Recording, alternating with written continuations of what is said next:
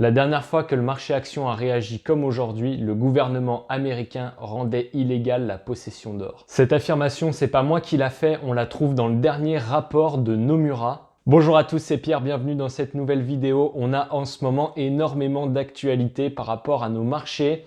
Évidemment, le coronavirus qui vient jeter une ombre sur l'économie mondiale, qui fait peur, qui force des zones entières à être mises en quarantaine. Les marchés actions sont donc extrêmement volatiles, mais ça s'applique aussi sur les marchés de taux, les marchés de matières premières. Donc concrètement, on a un VIX, l'indice de la peur aux États-Unis, qui a dépassé les 50 vendredi dernier, ce qui n'était pas arrivé depuis 2011, et ça nous montre bien l'état d'anxiété des marchés actuellement. Je souhaitais aborder aujourd'hui avec vous le dernier rapport de Nomura qui fait un parallèle entre ce qui se passe aujourd'hui et ce qui s'était passé en 1929. Je ne vais pas revenir trop longtemps sur le fait que la Fed, la Banque centrale américaine, vient de baisser ses taux d'intérêt directeurs de manière surprise, ce qui a envoyé un signal contraire au marché. D'un côté, c'est plutôt bon pour les marchés, pour l'économie, puisque ça soulage le coût de la dette, ça facilite l'endettement et ça vient mécaniquement soutenir nos marchés. Et puis d'un autre côté, le fait que la Banque centrale américaine n'ait pas attendu sa réunion qui était prévue donc dans 15 jours,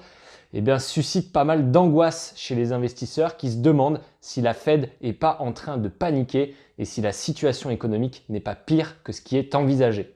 Le coronavirus plus la baisse massive des taux d'intérêt directeurs, donc de 50 points de base de la Fed, suscite la panique en ce moment sur les marchés financiers. Effectivement, ce que la Fed a fait, elle ne l'avait pas fait depuis 2008, donc la chute de Lehman Brothers, qui était un environnement à l'époque extrêmement anxiogène, extrêmement difficile pour l'économie et les marchés. Donc en fait, la Banque centrale américaine nous place dans une situation qui est similaire, qui est interprétée en tout cas par les investisseurs de manière similaire.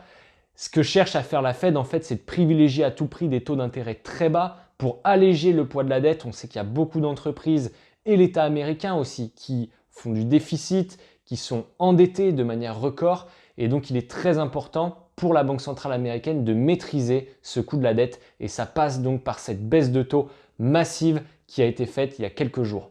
Juste pour rappel, le marché du repo, donc le marché interbancaire américain, est aujourd'hui une vraie épée de Damoclès sur les marchés financiers.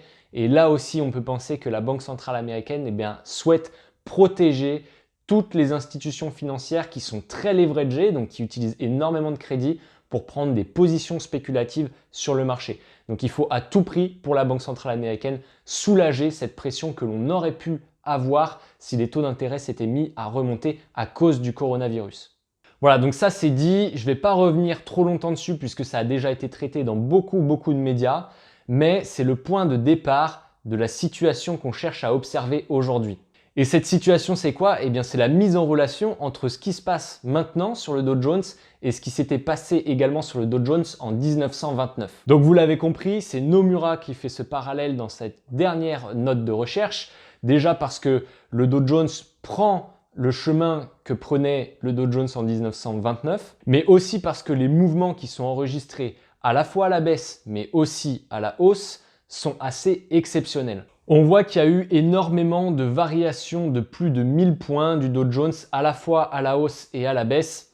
Et ça résulte en fait en un événement qui est encore plus rare qu'un VIX à 50. Le VIX, donc pour rappel, c'est l'indice de la peur, donc l'indice de volatilité implicite, c'est-à-dire la volatilité que le marché attend dans le futur. Donc la volatilité implicite du marché a été pricée à 50, mais on a encore quelque chose de moins commun qui s'est passé, puisque la volatilité réalisée cette fois du marché, donc sur le Dow Jones, a été tout à fait exceptionnelle. Effectivement, la volatilité que l'on a pu constater ces dernières séances sur le Dow Jones, ça s'est constaté uniquement 5 fois depuis l'an 1900. Donc on est là dans une situation qui est vraiment rarissime et c'est pour ça que Nomura compare notre marché actuel au marché de 1929 qui a conduit donc à la Grande Dépression jusqu'à 1933. Et en fait, ce qui s'est passé à ce moment-là, c'est que le président américain, donc à l'époque Roosevelt, a rendu illégale la possession d'or pour les Américains. En fait, la Banque centrale américaine à l'époque a acheté l'once d'or à 20 $. C'était un cours qui était fixé de manière arbitraire par le gouvernement, puisque à l'époque, l'or était échangeable en dollars et inversement. C'est le fameux étalon or. Donc, le prix de l'or n'était pas fixé par le marché, mais était fixé par la banque centrale, par le gouvernement. Et donc ce qui s'est passé, c'est qu'une fois que l'or en circulation a été rapatrié dans les caisses de la banque centrale américaine, acheté à 20 $ l'once, eh bien le président américain a décidé qu'une once d'or ne valait plus 20 $, mais 35 $. Ainsi, ils ont déprécié de manière massive le dollar américain et ont pu créer de nouveau des dollars, puisque le stock de dollars était adossé en fait au stock d'or. Donc en baissant la parité, on a pu créer plus de dollars et relancer un nouveau cycle économique. Alors ça a été particulièrement fructueux puisqu'entre 1934 et 1936, vous avez le PIB américain qui a augmenté de 46% et le Dow Jones dans le même temps de 80%. Alors la question que l'on peut se poser aujourd'hui, c'est est-ce que les banques centrales, et particulièrement la Banque centrale américaine, pourraient de nouveau acheter l'or en circulation pour relancer le cycle économique américain? Est-ce que c'est le dernier choix que pourrait avoir la Banque centrale américaine? On le voit, elle a des taux d'intérêt directeurs qui se réduisent, qui fondent comme neige au soleil. On a des rumeurs en ce moment sur le marché sur le fait que le taux d'intérêt directeur de la Fed serait à 0% d'ici juin prochain. Et cette banque centrale, elle est clairement en manque d'inspiration pour relancer le cycle de croissance aux États-Unis. Alors évidemment, aujourd'hui, les choses, elles sont bien différentes que ça n'était en 1933. Déjà, eh bien, le dollar n'est plus adossé à l'or. L'étalon or a été abandonné par Nixon dans les années 70. Donc aujourd'hui, c'est plus la Banque centrale américaine qui fixe le prix de l'or, mais c'est bien le marché qui fixe le prix de l'or. On sait également que les banques centrales dans le monde ont tendance à privilégier leur monnaie par rapport à l'or. C'est pour conserver en fait une position hégémonique de leur monnaie et c'est un intérêt géopolitique. Donc ils ont plutôt tendance à spéculer en fait contre l'or et à chercher à manipuler le marché, ce qui n'est pas forcément évident pour que leur monnaie, par exemple le dollar, soit la valeur de référence et non pas l'or. J'ai d'ailleurs fait une vidéo à ce sujet que vous pouvez retrouver donc juste ici sur les manipulations du marché de l'or et pourquoi les banques centrales trouvent un intérêt à aller manipuler ce prix de l'or plutôt à la baisse.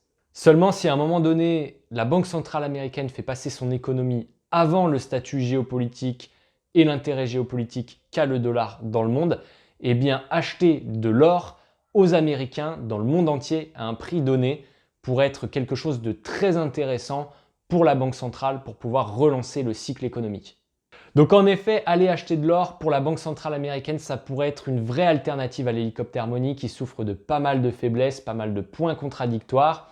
Je vous propose d'aller découvrir pourquoi ça peut être une vraie alternative dans une prochaine vidéo, comment la Banque centrale américaine elle pourrait mettre ça en place également donc dans la deuxième partie de cette vidéo. Pour ça, je vous propose d'aller vous abonner directement à la chaîne pour être sûr de ne pas manquer cette deuxième partie qui s'appuie sur un économiste chez PIMCO, donc un asset manager américain qui est très connu et qui fait cette théorie maintenant depuis plus de 4 ans sur le fait que la banque centrale, à un moment donné, n'aura plus le choix et devra aller acheter de l'or si elle veut sauver le cycle économique. Il y a une semaine, je tournais une vidéo dans laquelle je vous remerciais d'être 500 abonnés. Aujourd'hui, on est quasiment 700, donc ça progresse vraiment très vite.